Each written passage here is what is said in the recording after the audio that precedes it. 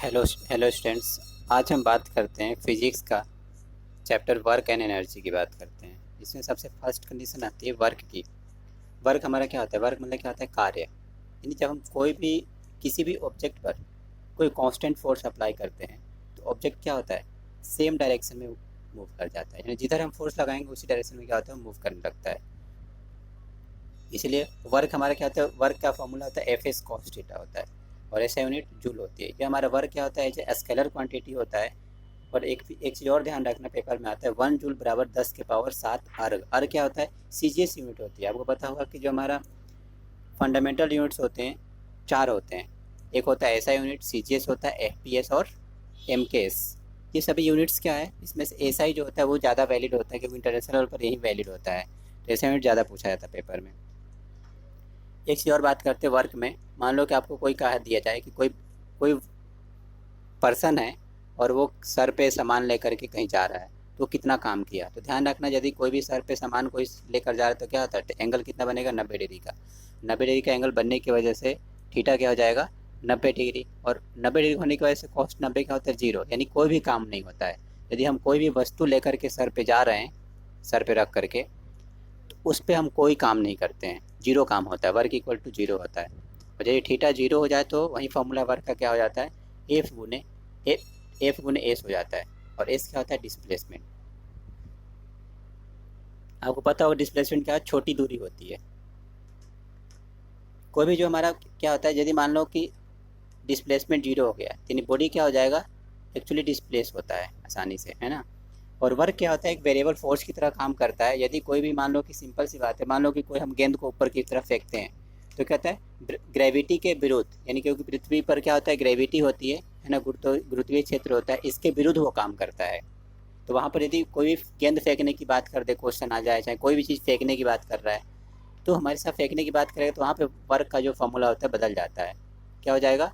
W = mgh हो जाता है। एम जहाँ क्या होता है? मास। जी हमारा क्या होता है? ग्रेविटी, जिसकी वैल्यू 9.8 मीटर पर सेकेंड या तो 10 लिया जाता है। और एच क्या होता है? हाइट, जितनी हाइट पर हम फेंकते हैं। अब यहाँ पर आता है सेंट्रीपिटल फोर्स, यानी अभिकेंद्रीय। पता होगा ना कि सेंट्रीपिटल, अभिकेंद्रीय का मतलब क्या है? जो केंद्र की तरफ ऐसा फोर्स, ऐसा बल जो केंद्र की तरफ लगता है उसको क्या बोलते हैं? अभिकेंद्रीय बल कहते हैं। ठीक है। ये हमेशा अधिकतर क्या होता है? जो अभिकेंद्रीय बल होता है वृत्तीय पथ पर होता है। यानी वृत्त यानी सर्कल के ऊपर, एक कहीं भी किसी सेंटर के विरुद्ध हम क्या करते हैं? गोल गोल घूम रहे हैं अंदर की तरफ। जैसे सिंपल सी बात ले लो, जैसे साइकिल है ना। साइकिल को हम क्या करते हैं? मोड़ते हैं कहीं भी तो क्या होता है? केंद्र की तरफ हम झुकते हैं, जिससे क्या हो? हम हमारा बैलेंस बना रहे। वैसे ही ये जो हमारा होता है न्यूटन के द्वितीय गति नियम पे काम करता है। कौन? अभिकेंद्रीय बल। यहाँ पर एक और फॉर्मूला आता है अभिकेंद्रीय त्वरण का, ए इक्वल टू क्या होता है? V² upon T। और बल की बात करेंगे अभिकेंद्र बल का, F equal to mv² upon r। R कहाँ होता है? त्रिज्या होती है। m हमारा मास और v हमारा वेलोसिटी, जिस वेलोसिटी से वो मूव कर रहा है। उदाहरण लिख लो अभिकेंद्रीय बल का। जैसे ग्रह है, सूर्य के चारों तरफ परिक्रमा करता है तो सेंटर पर क्या हमारा? सूर्य है।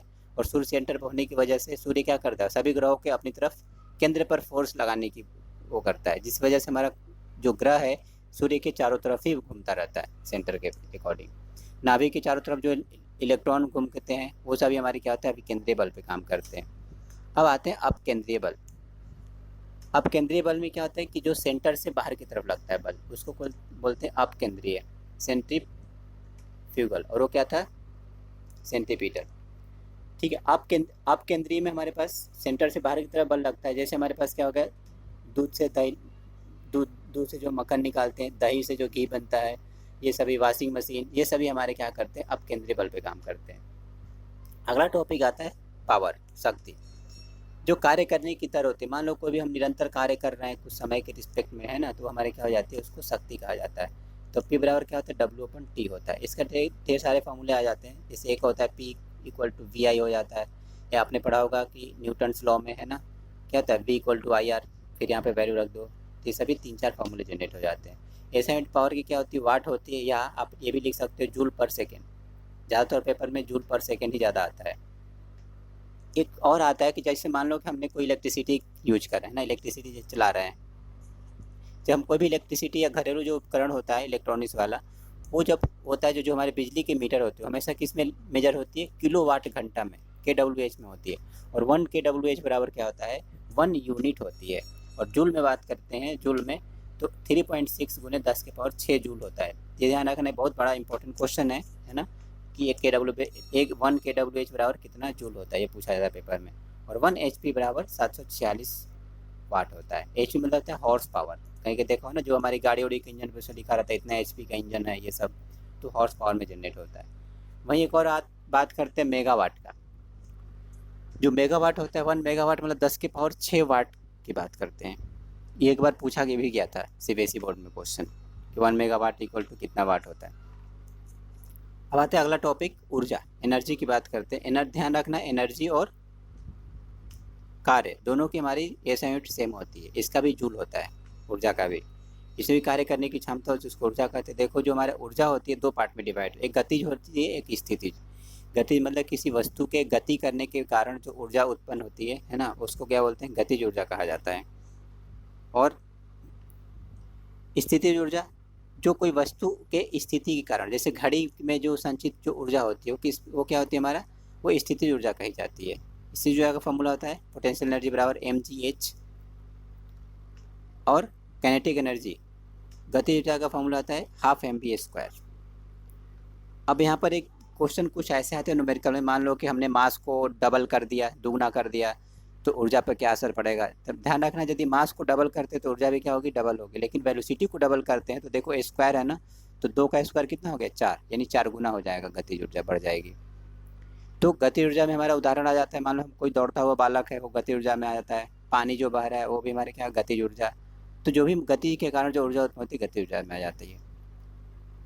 अब स्थिति ऊर्जा के कुछ उदाहरण है, देखिए मान लीजिए क्या है, प्रत्यास्थ स्थिति ऊर्जा जो स्प्रिंग जनरेट करता है, गुरुत्वीय स्थिति ऊर्जा जो ग्रेविटी के कारण होता है, चुंबकीय जो चुंबक के कारण ऊर्जा उत्पन्न होती है, रासायनिक ऊर्जा जो हम रासायनिक अभिक्रिया कराकर जो ऊर्जा उत्पन्न करते हैं, और नाभिकीय ऊर्जा जो नाभिक है, जो न्यूक्लियस के अंदर जो नाभिक होता है उसमें इलेक्ट्रॉन की वजह से जो ऊर्जा उत्पन्न होती है। तो ये जो जितनी भी ऊर्जा होती है जैसे है ना, ये सभी हमारी स्थिर ऊर्जा किस में काम करती है, गुरुत्वीय बल के विरुद्ध कार्य करती है। अब आते हैं गुरुत्वीय स्थिति ऊर्जा में क्या बात होता है, ये ग्राउंड लेवल पर, जो ग्राउंड लेवल की बात करते हैं, यहाँ पर गुरुत्वीय स्थिति ऊर्जा क्या होता है, 0 होता है, कोई भी वस्तु जब ग्राउंड लेवल पर है तो। और यदि ग्राउंड लेवल से जैसे ऊपर जाता है तो गुरुत्वीय स्थिति ऊर्जा भी क्या होगी, वो भी बढ़ेगा। इसीलिए जो हमारा पोटेंशियल एनर्जी का फार्मूला होता है, वैसे हमारी ये भी क्या होता है, ग्रेविटेशनल एनर्जी का भी यही सेम फार्मूला होता है। इसका यूनिट सेम क्या होती है, जूल ही होता है। उदाहरण देख लो, गुरुत्वीय स्थिति ऊर्जा में क्या आ जाता है, पहला, यदि बैग को हम टेबल से उठाते हैं, ठीक है, यदि हम कोई बैग टेबल पे रखा हुआ, टेबल से कोई बैग को उठाते हैं तो हाँ क्या हो जाएगा, गुरुत्वीय स्थिति ऊर्जा 0 होगा। और जैसे ऊपर के उठाएंगे तो तुरंत क्या हो जाएगा, बढ़ जाएगा। टेबल पर रखा हुआ तो 0 है, टेबल से उठाए तो क्या होगा, बढ़ेगा। वैसे इसी पर सेम कंडीशन आती है कि ग्रेविटी ऑफ मून, जो चंद्रमा के ऊपर की जो ग्रेविटी होती है क्या होती है, पृथ्वी की ग्रेविटी का 1/6 भाग होता है। और आइंस्टीन ने एक रिलेशन बताया था, मास एनर्जी रिलेशन बताया था, इक्वल टू mc²। ठीक है, एक आते हैं अब conservation of force. Conservation of force का मतलब कहता है, यानी जो कभी भी जो क्या होता है कि कोई फोर्स लगाएं तो दूसरे वाले वस्तु में क्या हो, कंजर्व यानी समाहित हो जाए, उसके अंदर वो फोर्स चला जाए, उसको बोलते हैं। अब देखो कंजर्वेशन ऑफ फोर्स क्या होता है हमारा, इसमें एज ए फ्रिक्शनल फोर्स हो गया, विस्कस फोर्स होता है, फ्रिक्शन जानते हो, जो 2 सतह के बीच जो फोर्स लगता है, फ्रिक्शन फोर्स, विस्कस फोर्स लगता है ना, ठीक है। और हमारा ये सभी क्या होते हैं, हमारा इरिवर्सिबल होते हैं। बात है ऊर्जा संरक्षण सिद्धांत। ऊर्जा संरक्षण सिद्धांत पे इसके बारे में किसने बताया था, आइंस्टीन ने। उन्होंने ये बताया था कि ऊर्जा को न तो क्या किया जा सकता है, बनाया जा सकता है, और न ही इसे नष्ट किया जा सकता है। ऊर्जा हमेशा क्या होती है, सेम या फिक्स मात्रा में रहती है, लेकिन अवस्था में बदलाव जैसे हम करेंगे, जैसे टॉप टू बॉटम या बॉटम टू टॉप, तो क्या होता है, ऊर्जा में अंतर आता है। ठीक है, जैसे मान लो कि हमने चेंज किया, काइनेटिक एनर्जी को पोटेंशियल एनर्जी बदल दिया, जैसे बर्निंग ऑफ कैंडल। पेपर में कभी बर्निंग ऑफ कैंडल पूछा जाता है तो ध्यान रखना कि इसमें क्या होती है, केमिकल एनर्जी क्या होती है, हीट और लाइट में कन्वर्ट हो जाती है।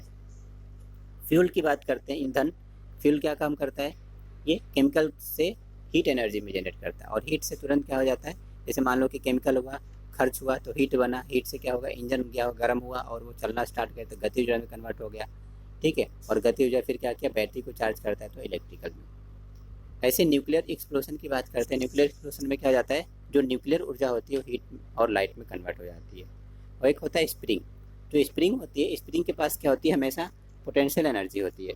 और पोटेंशियल एनर्जी क्या होती है, जैसे हम स्प्रिंग को क्या करते हैं, खींचते हैं, है ना, और फिर छोड़ देते हैं, तो पोटेंशियल एनर्जी जैसे खींचेंगे तो पोटेंशियल एनर्जी में क्या होते हैं, स्थितिज ऊर्जा है, जैसे उसको खींच के छोड़ दिया तो क्या होगा, उसमें गतिज ऊर्जा आ जाता है। तो ये चीज़ें सेम आती है कि यदि पोटेंशियल एनर्जी और काइनेटिक एनर्जी, गतिज ऊर्जा और स्थितिज ऊर्जा दोनों को जोड़ दिया जाए तो क्या बनता है, हमारा यांत्रिक ऊर्जा बनता है, जिसको बोलते हैं मैकेनिकल एनर्जी। कुछ ऐसे टर्म आते हैं जैसे ऊर्जा का स्थानांतरण में या रूपांतरण में डायनेमो। डायनेमो काम क्या होता है, मैकेनिकल टू इलेक्ट्रिकल चेंज करता, देखा हो ना, जो डायनेमो गाड़ी वाड़ी में लगा रहता है ना, जैसे गाड़ी स्टार्ट होता है तो बैटरी हमारा चार्ज होने लगता है। फिर कैंडल, कैंडल क्या होता है, केमिकल इनटू हीट और लाइट में। माइक्रोफोन, जो फ़ोन होता है वो साउंड को इलेक्ट्रिकल में कन्वर्ट करता है। लाउड स्पीकर हमारा इलेक्ट्रिकल को साउंड में कन्वर्ट करता है। और सोलर सेल, सोलर एनर्जी को किसमें, इलेक्ट्रिकल में। ट्यूबलाइट क्या होता है, हमारा इलेक्ट्रिकल को लाइट में, क्योंकि जैसे स्विच दबाते हैं हमें क्या होता है, इलेक्ट्रिसिटी सप्लाई होती है और हमारा लाइट जल जाता है। ट्यूबलाइट वहीं सेम काम करता है। इलेक्ट्रिकल बल्ब भी वहीं सेम काम करेगा, इलेक्ट्रिकल को लाइट में। और ध्यान रखना, बल्ब हीट भी जनरेट करता है तो हीट भी आएगा यहाँ पर। बैटरी, बैटरी क्या करता है, केमिकल को इलेक्ट्रिकल में, क्योंकि केमिकली रूप से क्या होता है, उसमें रासायनिक पदार्थ भरा जाता है, फिर वो क्या होता है, चार्ज होने के बाद इलेक्ट्रिसिटी देने लगता है। फिर इलेक्ट्रिक मोटर, इलेक्ट्रिक एनर्जी को किस में, मैकेनिकल में। जैसे हम स्विच दबाते तो मोटर क्या होता है, मशीन चलने लगता है तो मैकेनिकल में कन्वर्ट हो गया। सितार होता है मैकेनिकल को साउंड में, सितार में क्या होता है, मैकेनिकल एनर्जी देते हो साउंड प्रोड्यूस करने लगता है। अब ध्यान रखना, ये रिलेशन कभी के पेपर में आता है। देखिए काइनेटिक एनर्जी क्या हो जाता है, यहाँ पर ध्यान दिया होगा, देखो साइड में, काइनेटिक एनर्जी बराबर हाफ mv²। आपको पता होगा कि जैसे संवेग की बात करेंगे, p बराबर क्या होता है, mv होता है। यानी ऊपर में एक m की कमी हो तो ऊपर में भी हमने m से गुना कर दिया, एक नीचे m से डिवाइड कर दिया, कोई अंतर नहीं पड़ा। तो ऊपर में क्या बन गया, mv का होल स्क्वायर। और mv क्या होता है, p, तो क्या लिख सकते हैं, p²/2m। काइनेटिक एनर्जी बराबर हो जाएगा p²/2m। तो इस वजह से यानी काइनेटिक एनर्जी क्या होती है, प्रोपोर्शन होता है p² का। जैसे मोमेंटम को हम यदि डबल कर दिए तो काइनेटिक एनर्जी क्या होती है, 4 गुना बढ़ जाता है। अगला टॉपिक बात करते हैं, कोलिजन। कोलिजन हमारा क्या होता है, जब दो या दो से अधिक कण के बीच क्या होता है, आकर्षण के कारण, दो या दो से अधिक कण होते हैं, उनके आकर्षण के कारण एक दूसरे से क्या होता है, स्ट्रॉन्ग फोर्स डालता है एक दूसरे पर, तो क्या होता है, कोलिजन होता है, मतलब टकराना। सिंपल सी बात है, जब कोई भी दो फोर्स क्या होते हैं आपस में मिल करके टकराएंगे, है ना, तो इस सभी में इसको क्या बोलते हैं, हम कोलिजन कहा जाता है। और इसमें टकराने में क्या होता है, कोलिजन में हमेशा कणों की बात करते हैं ना, कणों के आकर्षण लगता है, कणों के बीच। कोलिजन के लिए लेकिन जरूरी नहीं होता है कि वस्तु क्या हो, संपर्क में हो। यदि वस्तु संपर्क नहीं है तो भी वो टकराएगा एक दूसरे से फोर्स की वजह से। इसमें गति ऊर्जा क्या होती है, संरक्षित हो जाती है ना, उसे क्या होता है, इलास्टिक कोलिजन कहते हैं। जिसमें गति ऊर्जा संरक्षित हो जाए उसको इलास्टिक। जैसे देखा हो बॉल जो होता है ना, गेंद जो इलास्टिक वाला होता है कि दीवार पर मारने के बाद फिर वापस रिवर्स बैक हो जाता है, उसको बोलते हैं इलास्टिक। ठीक, इन इलास्टिक कोलिजन होता है, इससे मोमेंट होगा, उसमें मोमेंट कंजर्व हो जाता है, लेकिन काइनेटिक एनर्जी क्या होती है, सेम रहती है। और परफेक्टली इन इलास्टिक में कोई परफेक्ट इन इलास्टिक है तो क्या हो जाएगा, कोलिजन के बाद, दोनों के बाद हमारा क्या होगा, कोई भी बदलाव नहीं आता है। अब आते हैं हम इसमें ग्रेविटेशनल की बात करते हैं। ग्रेविटेशन जानते हो, गुरुत्वाकर्षण। गुरुत्वाकर्षण हमारा क्या होता है, प्रत्येक जो हमारी बॉडी होती है सबके पास खुद का मास होता है ना, और ये मास क्या होते हैं, आपस में अट्रैक्ट करते हैं, या दोनों को कोई कुछ डिस्टेंस है, सर्टेन डिस्टेंस पर रख दिया जाए, दोनों मास एक दूसरे से अट्रैक्ट होंगे, और इसकी वजह से हमें क्या करता है, एक फोर्स जनरेट करता है, जिसको क्या बोलते हैं, न्यूटन्स लॉ ऑफ ग्रेविटेशनल कहा जाता है। F=G m1m2/r², जहाँ जी क्या होता है, यूनिवर्सल यानी गुरुत्वीय नियतांक होता है, ठीक है, यानी यूनिवर्सल ग्रेविटेशनल होता है। इसका 6.6 × 10⁻10 न्यूटन मीटर स्क्वायर पर kg²। ये भी कभी के पेपर में आ जाता है। जब मान ली कि कोई वस्तु हमेशा जब केंद्र पर रहेगा तो दो बॉडी के एक दूसरे से क्या होंगे, अट्रैक्ट होते हैं, तब क्या होता है, ग्रेविटेशनल फोर्स लगता है। ग्रेविटी जो होती है हमारा, है ना, त्वरण की वजह से होता है ग्रेविटी। और ये क्या करता है, प्लेस टू प्लेस वेरी करता है। मान लो कहीं ग्रेविटी ज़्यादा लगती है, कहीं कम लगता है, इसीलिए स्मॉल जी की वैल्यू क्या होती है, Gm/r²। ध्यान रखना, कभी कभी ये जो फॉर्मूले हैं ना फिजिक्स में न्यूमेरिकल जरूर आते हैं इससे। पृथ्वी की सतह पर जी का मान 9.8 मीटर पर सेकेंड स्क्वायर होता है। गुरुत्वाकर्षण बल प्रकृति में क्या होता है, सबसे कमजोर बल होता है। यह 1036 गुना छोटा होता है, ठीक है।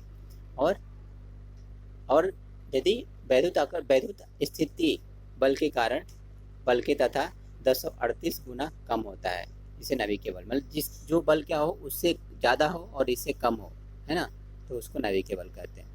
गुरुत्वीय गुरुत्वीय त्वरण को प्रभावित करने वाले देखो 2-3 कारक होते हैं। जैसे पृथ्वी की संरचना के हिसाब से देखेंगे तो जी का मान मैक्सिमम कहाँ होता है, पोल पर, और मिनिमम कहाँ होता है, इक्वेटर पर। और यदि हम पृथ्वी के हम नो इफेक्ट ऑफ रोटेशन, जो हमारे ग्रेविटी होती है रोटेशन पे असर नहीं करती है पृथ्वी के रोटेशन पर, है ना। ऊंचाई, जैसे हम ऊंचाई पर जाते हैं तो डिक्रीज होता है विथ एल्टीट्यूड, जैसे एल्टीट्यूड बढ़ेगा वैसे वैसे क्या होता है, कम होता जाता है ग्रेविटेशनल। गहराई की बात करेंगे तो जी हमारा क्या होता है, कम होता है। तो जैसे जैसे हम डेप्थ में जाएंगे तो वैसे हमारी क्या होगी, जी की मान कम होती जाएगी और जीरो हो जाता है सेंटर पर।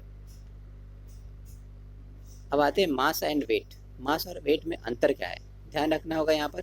जो द्रव्यमान होता है वो अदिश राशि होता है, और द्रव्यमान क्या होता है, कभी भी बदलता नहीं है, ठीक है, यह फिक्स रहता है हमेशा। इसकी असाइनमेंट क्या होती है, केजी होती है। लेकिन भार क्या होता है, द्रव्यमान में गुरुत्वीय त्वरण होता है, उसी क्या बोलते हैं, भार बोलते हैं।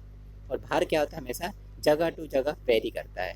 कहीं भी क्या होता है, मान ली कि कोई वस्तु यहाँ पर 60 kg का चंद्रमा पर ले जाएंगे तो क्या होगा, 1/6 सीधे, यानी 10 kg के महसूस होगा। लेकिन मास जो है, एक्चुअल जो द्रव्यमान है वो 60 ही रहेगा। सिंपल बात, अब मान लो कि कोई 60 kg का है, अब ऊपर जो गया तो थोड़ा सा उसको हल्का महसूस हो रहा है, लेकिन पृथ्वी पर वापस आएगा तो 60 ही तो रहेगा, ऐसा तो नहीं कि 10 kg बन जाएगा। इस वजह से क्या होता है, ये जगह टू जगह वेरी करता है, तो वेट में बदलाव आ सकता है। लेकिन वेट जो होता है, भार का जो ऐसा यूनिट क्या होती है हमारी, न्यूटन होता है। इसलिए एक फॉर्मूला आता है W = वेट बराबर आता है m×g। जैसे जो फोर्स का होता है ना फर्स्ट लॉ में, वैसे हमारे वेट का भी होता है, भार का भी होता है। जी हमारे क्या होता है, ग्रेविटेशन होता है, ठीक। अब मान लो किसी बात करते हैं, यदि हम लिफ्ट क्या कर रही है, ऊपर जा रही है, ठीक है, यदि लिफ्ट ऊपर की तरफ जाएगा तो क्या होगा, वास्तविक भार से जो भार होता है ज़्यादा महसूस होता है। वास्तविक भार से जो हमारा भार होता है ज़्यादा महसूस होता है। इस वजह से W बराबर क्या होता है, mg+a, यानी जी की वैल्यू क्या होगी, जुड़ेगा। जब लिफ्ट नीचे आता है तो हमारे वास्तविक भार से क्या होता है, कम महसूस होता है, इसलिए उसमें जी में से एक्सेलरेशन घट जाता है। यदि लिफ्ट क्या होती है, नीचे आ रही है तो W क्या होता है, 0 हो जाता है, यानी क्या हो गया, हमें भार बहुत कम लगेगा, भारहीनता का महसूस होता है। और चंद्रमा का भार पृथ्वी की अपेक्षा क्या होता है, 1/6 गुना होता है। इसी पे हमारा क्या होता है, सैटेलाइट होता है ना, सैटेलाइट उपग्रह। उपग्रह क्या होता है, एक भारी बॉडी होता है जो ग्रह के चारों तरफ चक्कर लगाता है, इसे क्या बोलते हैं, उपग्रह कहते हैं। चंद्रमा क्या होता है, हमारा प्राकृतिक उपग्रह है पृथ्वी का, ठीक है। एक होता है हमारा इनसाइट बी, जो देखो जो हमारा उपग्रह होता है 2 तरह से होता है, कृत्रिम होता है, एक नेचुरल होता है ना, प्राकृतिक होता है। तो जो हमारा जो कृत्रिम होता है उसको हम अपने हिसाब से, अपने उपयोग के हिसाब से हम क्या करते हैं, सैटेलाइट को अंतरिक्ष में छोड़ा जाता है। जैसे मैप हो गया, है ना, कोई लोकेशन ट्रैक करना है, नेट चलाना है, ये सब का क्या होता है, ऊपर में हमारा क्या होगा, सैटेलाइट छोड़ी गई है, इस वजह से हम आसानी से यूज कर पाते हैं। पृथ्वी की जो सतह के नज़दीक कोई भी उपग्रह 1 घंटे 24 मिनट में चक्कर पूरा कर लेता है, लेकिन पृथ्वी की सतह की बात कर रहा है, ठीक है। जियो स्टेशनरी जो उपग्रह होता है ना, पृथ्वी की सतह से 36,000 किलोमीटर की ऊंचाई पर चक्कर लगाते हैं, ठीक है। जियो मतलब क्या होता है, पृथ्वी, है ना। स्टेशन मतलब क्या होता है, जो घूमता हो चारों तरफ। परिक्रमण जो काल होता है 24 घंटे होता है, इसलिए देखा हो ना, तो हर 24 घंटे बाद अगला दिन चला जाता है। अर्थ जब रोटेट करता है, हमेशा कैसे रोटेट करेगा, अर्थ वेस्ट से ईस्ट की तरफ, जस्ट उल्टा रोटेट करता है अर्थ। और अब ध्यान रखना है यहाँ पर एक और चीज़ कि सैटेलाइट क्या होता है, 2 तरह से, दो और होते हैं, यानी एक होता है जियो स्टेशनरी, दूसरा होता है पोलर। जियो स्टेशनरी जो होता है, इसकी जो स्पीड होती है 3 किलोमीटर पर सेकेंड होता है। ये टेली स्टार होती है, वेदर फोरकास्ट के लिए इस्तेमाल किए जाते हैं। जो जियो मतलब क्या होता है, भूगोल, है ना, जियो से जियोग्राफी बना है, यानी पृथ्वी पर जो भी चीज़ें हो रही है, जैसे नदियाँ, ठीक है, जो पृथ्वी भूगोल से रिलेटेड है, वो सभी चीज़ें कहाँ मिलती है, जियो स्टेशनरी सैटेलाइट में। ये हमेशा क्या होता है, इक्वेटर पर ये घूमता रहता है चारों तरफ, इक्वेटर के, और इसके टाइम पीरियड भी 24 घंटे ही होते हैं। लेकिन पोलर जो सैटेलाइट होता है, पोलर सैटेलाइट हमारा ऑर्बिट के ही चारों तरफ वो भी घूमता है, लेकिन वो कितने, 800 किलोमीटर की दूरी पर है, ठीक है। इसका जो टाइम होता है 84 मिनट लगता है, और ये मेंटेन करता, प्रेशर को मेंटेन करता है, ठीक है। एक यही चीज़ आती है condition, escape velocity. Escape velocity वो होता है जिस वेलोसिटी से किसी वस्तु को पृथ्वी की सतह से फेंक दिया जाए तो गुरुत्वाकर्षण क्षेत्र को क्रॉस कर जाता है, यानी गुरुत्वीय क्षेत्र पार कर जाएगा, वापस पृथ्वी पर नहीं लौटता है, उसको बोलते हैं एस्केप वेलोसिटी कहा जाता है, ठीक है। एस्केप वेलोसिटी क्या होता है, √2 ऑफ जी आर होता है। इसका वेलोसिटी क्या होता है, अंडर 2 टाइम्स होता है ऑर्बिटल वेलोसिटी का। अब ऑर्बिटल जो स्पीड होती है वो कभी भी डिपेंड नहीं करता है किसके, इसके हाइट, सेटेलाइट की हाइट पर और सरफेस के एरिया पर नहीं डिपेंड करता है। एक यहाँ पर इस चैप्टर का लास्ट टॉपिक है केपलर के नियम। केपलर एक साइंटिस्ट है जिन्होंने ग्रहों की गति के लिए नियम दिए थे, 3 नियम दिए थे इन्होंने। तो पहला नियम इनके हिसाब से क्या है कि प्लांट जो प्रत्येक जो प्लानट होता है उसमें मूव होता है in elliptical orbit around the sun. And second में लॉ ऑफ एरिया।